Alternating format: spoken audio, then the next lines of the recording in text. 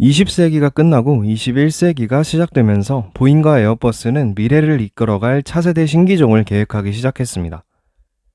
사실 지금까지는 견해가 크게 갈리지 않았던 두 기업이지만 이때 보잉과 에어버스는 미래 항공산업에 대해 정반대의 결정을 하는데, 보잉은 항공 수요는 늘겠지만 승객들은 점점 중소도시 간의 직항 노선을 선호하게 될 것이라고 예상했고, 에어버스는 항공 수요가 늘어나니 지금보다 더 큰 항공기가 필요하게 될 것이라고 예상했습니다. 그리고 이러한 견해에 따라 개발된 것이 경제성에 중점을 둔 보잉의 보잉 787과 보잉 747보다 커진 수송량에 중점을 둔 에어버스의 A380이었습니다. 사실 결과를 알고 있는 지금으로서는 초반부터 보잉 787 쪽으로 관심이 급격히 기울었을 것 같지만, 의외로 개발 발표 후 항공사들의 반응 자체는 A380 쪽도 상당히 뜨거웠는데, 항공사들은 A380의 호화로운 객실과 넉넉한 수송량, 그리고 초대형 여객기로서의 상징성에 열광했고, 허브 공항 간의 많은 수요를 초대형 여객기로 한 번에 실어 날라 운행 비용을 줄일 수 있다는 에어버스의 주장도 일리가 있어 보였습니다. 그리고 2007년 10월에 A380이 보잉 787보다 먼저 상업 운행에 투입되었습니다.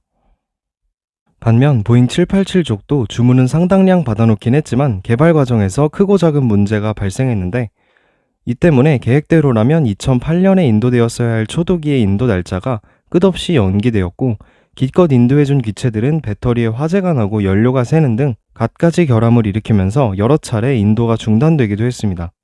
한편 그럼 먼저 상업 운행에 투입된 A380은 괜찮았냐 하면 그건 또 아니었는데, 항공사들이 막상 A380을 운항해보니 너무나 큰 크기 때문에 수용 가능한 공항이 한정되어 있었고, 거대한 4개의 엔진이 초당 12kg의 연료를 먹어대는 탓에 운항 비용도 끝없이 치솟았습니다. 물론 좌석을 다 채우고 중장거리 노선을 비행한다면 수익성이 좋겠지만, 문제는 그런 노선은 한정되어 있었고, 현대에는 중대형 쌍발기의 발전으로 A380이 갈 수 없는 중소도시의 공항들이 발전하고 있었다는 것인데, 사실 여기서부터 이미 경제성이 떨어지는 A380의 미래는 정해진 것이나 마찬가지였습니다. 반면 보잉은 더 멀리 더 많은 승객을 싣고 비행할 수 있는 쌍발기 보잉 777-300ER과 보잉 777F를 개발해 보잉 747이 담당하던 대형기 체급을 계승했고, 이 기종들은 A380과 큰 차이가 없는 가격임에도 A380보다 배가 많은 수가 판매되면서 그 명맥이 다음 세대까지 이어진 상태입니다. 그리고 잠시 잊고 있었지만 에어버스의 장거리 플래그십 A340은 이 업그레이드된 1.5세대 보잉 777로 인해 아예 사망 선고를 받게 되었고, 에어버스는 야심차게 개발한 4발기종 2개가 경제성 부족이라는 같은 이유로 실패하면서 당시 블루오션이던 쌍발 광동체 시장은 물론 장거리 여객기 시장에서도 지배력을 잃게 됩니다. 이렇게 2000년대는 막대한 투자를 했던 A380이 변화된 항공시장에 적응하지 못하고 혹평을 받으면서 결국 대형기의 시대가 내리막길에 접어들게 되었고, 이제 운항효율을 높이기 위해서는 크기를 키우는 게 아닌 좋은 엔진과 좋은 소재를 사용하는 것으로 유행이 바뀌게 되었습니다. 그리고 이 유행을 선택했던 보잉은 블루오션이던 쌍발 광동체 시장을 보잉 777과 보잉 787로 사실상 독점하게 되었고, 에어버스보다 최소 10년을 앞서갈 기회를 잡게 되었습니다.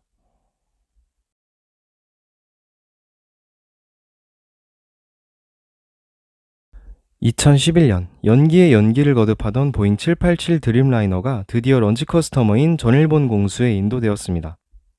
상업 운항 초기에는 크고 작은 각종 결함으로 고생을 하며 한때 운항 중단 조치를 받기도 했지만, 결함은 2015년 이후로는 발생 빈도가 크게 줄어들었으며, 보잉 787은 비슷한 체급의 A330보다 월등히 좋은 성능을 가지고 있었기 때문에 별다른 타격을 입지도 않았습니다. 그리고 이 시점에서 보잉 787의 주문량은 이미 1000대가 넘어가고 있었습니다. 한편 본인들은 최소 1200대가 판매될 것으로 예상했고, 500대는 넘겨야 손익분기점을 넘을 수 있었지만 200대조차 넘길 수 있을지가 불투명했던 A380은 벌써부터 주문량이 한 자릿수로 떨어지고 조기 퇴역 얘기가 나오는 등 날이 갈수록 상태가 안 좋아지고 있었는데, A340도 단종된 마당에 A380까지 가버리면 더 이상 장거리 플래그십 기종이 없었던 에어버스는 결국 유행에 따라 쌍발 광동체 항공기를 개발하기로 결정합니다. 하지만 개발 시간이 부족했기 때문에 에어버스는 A330에서 엔진과 윙렛 정도만 바꾼 것을 A350이라고 출시하는 무리수를 두고 마는데, 4발기와의 악연에 이어서 쌍발기와의 악연도 창조해낼 것 같은 항공사들의 싸늘한 반응에 결국 A350 1기는 조용히 사라졌고, 에어버스는 몇 년의 시간을 더 쏟아부어서 A350XWB를 개발하는 데 성공합니다. 하지만 이미 보잉 787과 보잉 777이 도합 수천 대의 주문을 받은 뒤였고 2010년대 후반에는 보잉 777X의 롤아웃도 예정되어 있었기에 A350은 뛰어난 성능에도 불구하고 사실 미래가 그렇게 밝은 상황은 아니었습니다. 한편 A320과 보잉 737NG가 멸망전을 벌이고 있던 협동체 시장은 상황이 반대였는데 여기서는 에어버스가 2세대 A320인 A320 네오 패밀리를 먼저 출시했고 보잉 737NG보다 한 세대 발전된 엔진을 장착한 A320 네오는 뛰어난 경제성과 효율성으로 또다시 협동체 시장의 판도를 바꿔놓았습니다. 특히 시작부터 크게 만들어졌던 A321 네오는 보잉 757의 대체기로 선택받으면서 유럽은 물론 미국 국내선에서도 인기가 많았습니다.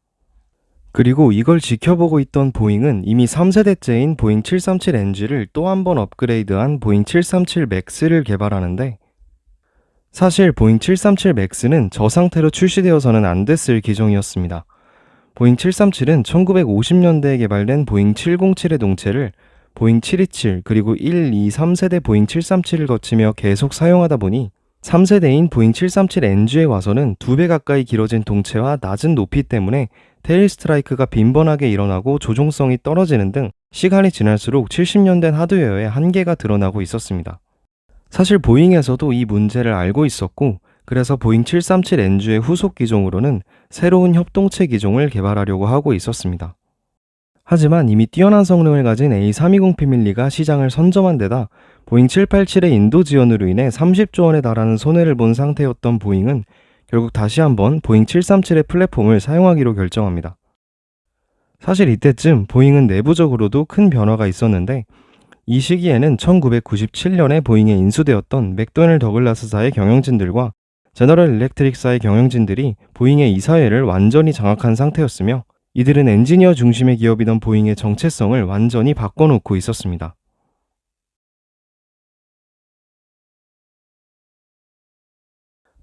2000년대 이전의 보잉은 민간 항공기 업계에서 그야말로 압도적인 위치에 있었습니다.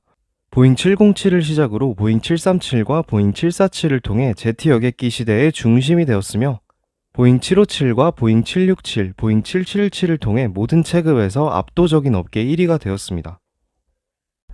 하지만 맥도널 더글라스의 경영진들이 보잉을 장악한 뒤로는 분위기가 사뭇 달라지게 되었는데 이들은 엔지니어들의 발언권을 존중함으로써 품질과 안전을 가장 중시하던 보잉을 비용 절감과 주가를 중요시하는 수익성 중심의 기업으로 바꿔놓았고 이 과정에서 무수히 많은 숙련 노동자들과 베테랑 엔지니어 그리고 안전관리 인력을 해고해버렸으며 보잉의 상징과도 같던 시애틀을 버리고 현장과 멀리 떨어진 시카고로 본사를 이전하기도 했습니다.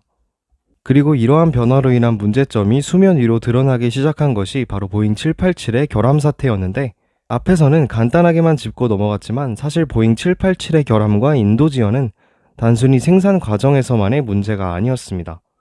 보잉 787은 보잉 사상 최초로 동체와 날개를 포함한 주요 구성 부품의 제작을 전 세계의 협력업체에 위탁하는 방식으로 제작되었는데 여기까지는 에어버스도 사용하는 방식이기 때문에 별 문제는 없지만 문제는 외주 부품의 성능 검사와 검증까지 외주업체에 맡겨버리면서 최종 조립 공장으로 운반된 부품들이 품질 미달이거나 규격에 맞지 않는 등 생산을 지연시키는 요인으로 작용했습니다. 거기에 비용 절감을 이유로 품질 관리자와 경험 많은 현장 근로자의 수를 대폭 줄였기 때문에 문제 있는 부품을 제대로 걸러내지 못했고 결국 그대로 상업 운항에 투입되었던 것이 운행 중 결함으로 이어졌던 것입니다. 보잉 747과 비교했을 때 보잉 787의 품질 관리자 수는 15분의 1 수준으로 작업 관리자의 수는 13분의 1 수준으로 줄었으니 이건 오히려 이전과 같은 신뢰성이 나오는 게 더 이상할 정도였습니다. 결국 속도와 비용 절감을 최우선 목표로 했던 보잉 787은 개발 지연과 인도 지원으로 인해 생산 속도는 역대 최악으로 늘어졌고 비용은 당초 예상했던 것의 4배로 폭증해 많은 수가 팔렸음에도 보잉에게 큰 손해를 입혔습니다. 하지만 보잉 787의 개발 과정에서 생긴 손해를 메꾸기 위해 보잉은 후속 기종에서 더욱 비용 절감에 집착할 수밖에 없었고 결국 2018년 일어나서는 안 될 사고가 일어나고 맙니다. 2018년 10월 29일과 2019년 3월 10일 5개월 간격으로 인도받은 지 1년도 안 된 보잉 7378 맥스가 연이어 추락하는 사고가 발생했고, 이륙 직후 추락했다는 점과 추락 이전까지의 비행 패턴이 상당히 유사하다는 점 때문에 해당 기종에 결함이 있는 것이 아니냐는 의혹이 나오기 시작했습니다. 그리고 이후 조사에서 놀라운 사실들이 밝혀졌는데, 보잉 737 맥스는 앞서 언급했듯이 오래된 보잉 737의 설계에 커다란 신형 엔진을 억지로 우겨넣다 보니 엔진을 날개 앞쪽에 올려서 장착할 수밖에 없었고, 이 때문에 기수가 저절로 올라가 실속에 진입할 위험이 높았습니다. 이를 해결하기 위해 보잉은 기수를 자동으로 낮춰주는 MCAS라는 시스템을 새로 탑재했지만, 문제는 기종 전환 훈련이 필요 없다는 점을 항공사들에게 어필하기 위해 교육에서 MCAS에 대한 설명을 삭제해버렸고, 조종사들은 매뉴얼북의 약어 항목에 Maneuvering Characteristics Augmentation System 이라고만 적혀있는 이 MCAS가 어떤 기능인지 또 무엇을 하는지 알 수 없었습니다. 그리고 이 MCAS 자체에도 결함이 있었는데, 소프트웨어 문제로 인해 오작동하면 멀쩡한 속도계와 고도계가 불일치한다는 경고를 내보냈으며, 무작위로 둘 중 하나의 바등각 센서에서만 데이터를 수신하는 등 페일세이프 설계를 적용하지 않았고, 결국 계속해서 기술을 찍어 누르고 작동을 멈출 수도 없는 시스템을 조종사들이 이길 수는 없었습니다. 또한 보잉은 라이온에어 610편 사고 이후에도 소프트웨어 수정이 아닌 MCAS가 오작동하면 작동을 멈추도록 하라는 임시 방편에 가까운 매뉴얼만 전달해 결국 두 번째 사고가 일어나게 만들었으며, 사고 원인을 본인들이 제공해 놓고도 라이온에어 610편 사고 이후에는 인도네시아 조종사들의 기량 부족이 사고의 원인이라면서 알 수 없는 결함과 끝까지 싸웠던 조종사들을 조롱하기도 했습니다. 그리고 추가적인 내부 폭로에 따르면 사실 보잉은 출시 전부터 이 MCAS의 문제를 알고 있었고, 이대로 출시하면 2년에 한 대꼴로 대형 사고가 날 것이라는 전문가의 주원도 무시했다고 합니다. 사고 조사가 진행될수록 여론이 급속하게 나빠지자 2019년 4월경 약 300대가 운항 중이던 보잉 737 맥스는 즉시 전 세계에서 운항이 금지되었고, 보잉은 이미지에 엄청난 타격을 입은 것은 물론 보잉 787대와는 비교도 안 될 정도의 엄청난 손해를 입게 되었으며, 이 때문에 보잉 777X의 롤아웃은 지금까지의 전통을 따르지 않고 임직원들만 참석한 채로 조용히 이루어졌습니다.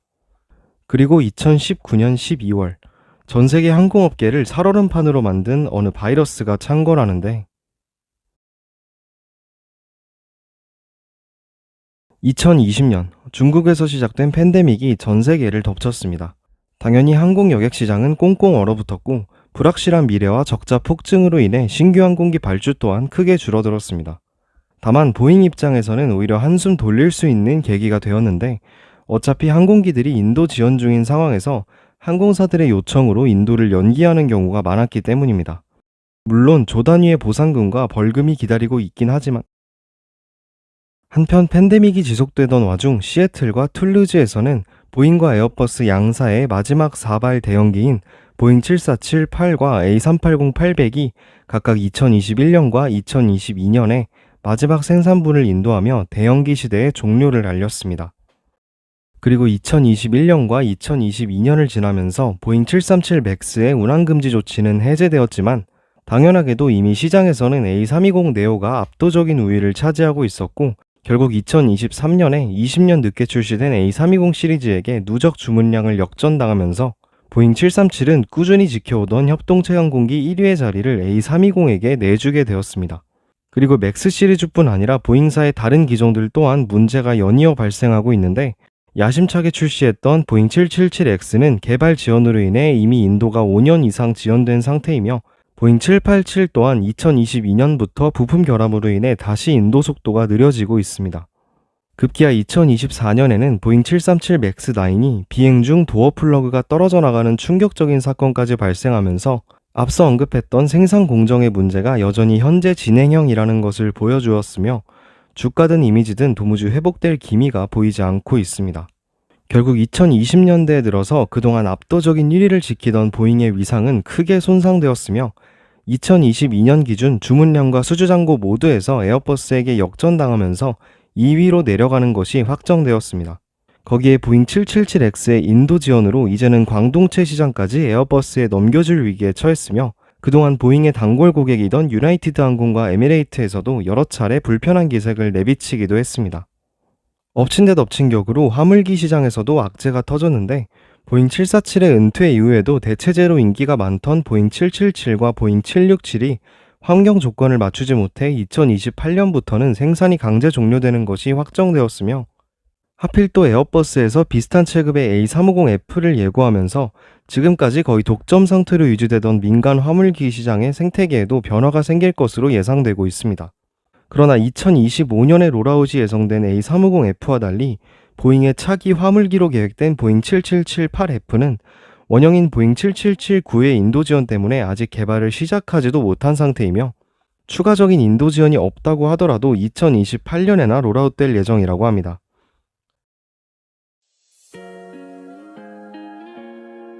보잉 787의 인도 지원 때부터 시작된 보잉의 위기는 보잉 737 맥스와 보잉 777X까지 이어지며 도무지 끝이 날 기미를 보이지 않고 있으며, 고작 20년도 안 되는 기간 동안 보잉이 이렇게 빨리 무너진 것은 앞서 언급했듯이 맥도널 더글라스와 GE 출신의 임원진들 때문이라는 것이 많은 전문가들의 의견입니다.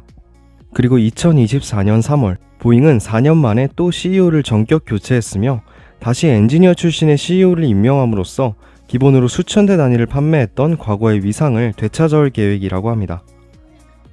또한 제대로 인도만 된다면 흥행이 보장되어 있는 보잉 777X와 보잉 767의 후속 기종인 M&A, 그리고 보잉 737 맥스의 뒤를 이을 새로운 협동체 기종도 조만간 대중에 공개될 예정이라고 하니 과연 보잉이 예전처럼 부활할 수 있을지 지켜보시는 것도 좋을 것 같습니다. 이것으로 올해로 벌써 55년째 전쟁 중인 세계를 양분하는 항공기 제작사 보잉과 에어버스의 경쟁 역사에 대한 2편에 걸친 영상을 모두 마치겠습니다. 시청해주셔서 감사합니다.